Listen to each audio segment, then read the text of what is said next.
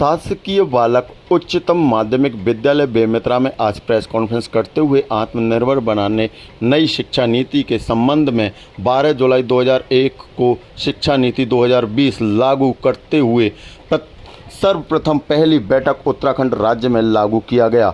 उसी के तत्वावधान में छत्तीसगढ़ प्रदेश के जिला बेमेतरा के आदर्श उच्चतम माध्यमिक विद्यालय में बेमेतरा जिले में शिक्षा नीति 2020 के तत्वावधान में बैठक आहूत की गई थी, जिसमें जिले भर के तमाम सरकारी एवं निजी संस्थाओं के संस्थापक प्रमुख के अलावा बुद्धिजीवी वर्गों के साथ में विशेष बैठक लेकर शिक्षा नीति 2020 के उद्देश्य को साकार स्थिति में लाने के लिए बात की गई।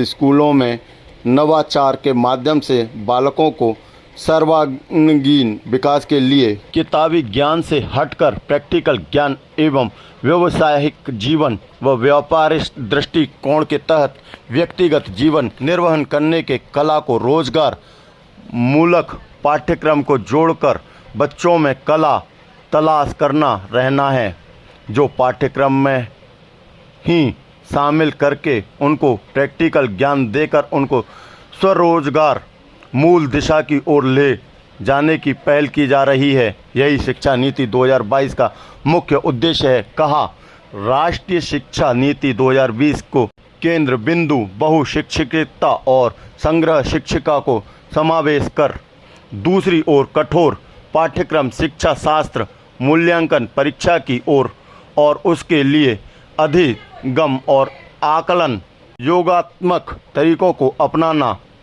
NEP 2020 का हिस्सा हो मत कर छात्रों में खोज और सीखने की स्वतंत्रता को प्रतिबंधित करते हैं। नई नीति के तहत इसे उत्कर्ष और सार्वभौमिक बनाने पर ध्यान दिया गया है। इस नई एजुकेशन पॉलिसी के तहत छात्रों के ज्ञान के साथ साथ उनके स्वास्थ्य और कौशल विकास पर भी ध्यान दिया गया है। विद्यार्थियों के स्वास्थ्य कार्ड भी बनाए गए जाएंगे। स्वास्थ्य जांच की व्यवस्था भी सम्मिलित है। शिक्षा नीति 2020 क्या है और इनका उद्देश्य क्या है, इनका थीम क्या है, थीम के उद्देश्य को लेकर के आज जो बैठक हुई उस विषय में बताएं। राइट टू एजुकेशन के तहत हमने इस बात को इंश्योर कर लिया था कि क्वांटिटी वाइज संख्या बढ़ जाए और ये हमने कर लिया। हमारे जो असर की रिपोर्ट है उसने ये दिखाया कि हमारे बच्चे जो क्लास तीसरी और चौथी में थे वो ठीक ढंग से लिखना और पढ़ना नहीं कर पा रहे थे। उसके बाद गवर्नमेंट ने ये तय किया कि NEP लेके आया जाए, जिसमें इस बात को सुनिश्चित किया जाए कि फंडामेंटल लर्निंग हो, और इसे निपुण भारत का नाम दिया गया।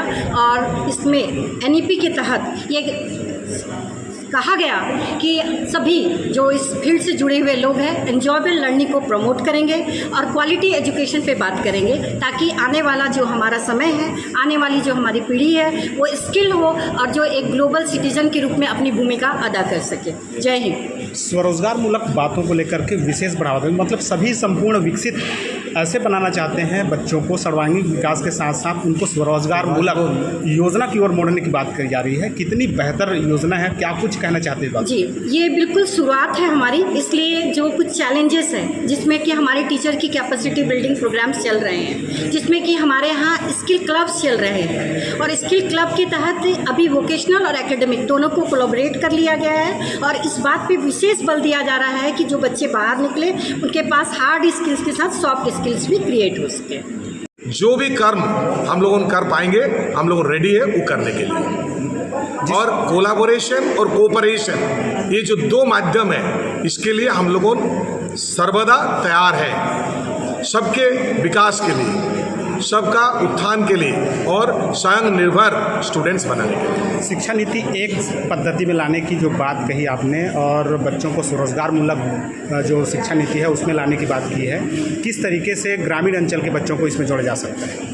हमारा जो बेमेतरा है और इसके नियर बाई पेरीफेरी में मैक्सिमम फार्मर्स है, किसान है, उसको एग्रीकल्चर एक स्पेशल पेपर के तहत हम लोग सिखाएंगे और एग्रीकल्चर टेक्नोलॉजी में भी उनको हम लोगों ज्ञान देंगे और वो प्रैक्टिकल करेंगे एग्रीकल्चर में, पेस्ट कल्चर में और इंसेक्टिसाइड्स वगैरह निर्माण में, और जो हमारा जैविक सार है उसको निर्माण करके उसमें डेवलपमेंट करने के लिए।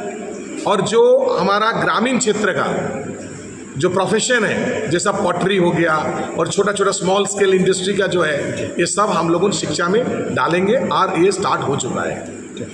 क्रम है वो पूरे ज़िले के तमाम प्राइवेट संस्थानों के लिए है कि पर्टिकुलर कुछ नामजद विद्यालय के प्रमुखों के लिए?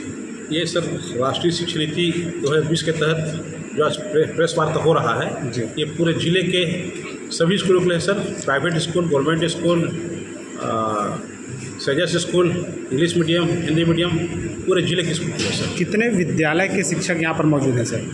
सर अभी तो सर बहुत कम 8-10 स्कूल के ही टीचर्स आए हैं और संस्था प्रमुख आए हैं सर। जो है आने वाले समय में हम लोग और बहुत सारे टीचरों को बुला करके जो है हमारे डाइट में हम लोग ट्रेनिंग देते हैं सर। इस पर जो है जानकारी देते हैं कि कैसे बच्चों को पढ़ाना है, व्यावसायिक शिक्षा कैसे देना है। अभी नया शिक्षा नीति में सर जो है कक्षा 6वीं से व्यावसायिक शिक्षा लागू हो गई है। हालांकि जिले में संचालित जो विद्यालय हैं जो नहीं आए हैं, नहीं आने का कारण क्या है, रीज़न क्या है कि आमंत्रण कार्ड उनको नहीं मिल पाया या फिर उनको बुलावे में समय वैसे में कि आगे पीछे हो गई? एक्चुअली में सर अभी चूँकि ये बहुत जल्दी कार्यक्रम आयोजित किया गया, जिसके कारण ज़्यादा से ज़्यादा लोगों को तो बुलाने की हम लोग कोशिश किए लेकिन बुला नहीं पाए।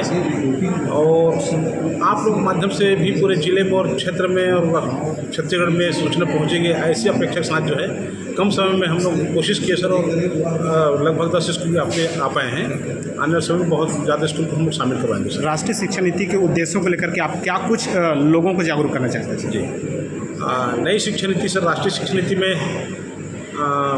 इसमें पॉलिसी में दिया हुआ है कि विद्यार्थियों को ज़्यादा से ज़्यादा रोजगार मिले, गुणवत्तापूर्ण शिक्षा मिले, अपने पैर पे खड़े हो जाएं। जैसे पढ़ाई करके आगे निकले तो उनको कहीं दर दर भटकना मत पड़े, एक समान शिक्षा पूरे देश में मिले। यदि दिल्ली का कोई बच्चा 8वीं पढ़ रहा है तो जो कोर्स वो पढ़ता है वो बेमेतरफ बच्चे पढ़ेगा, ऐसा शासन की मंशा है सर।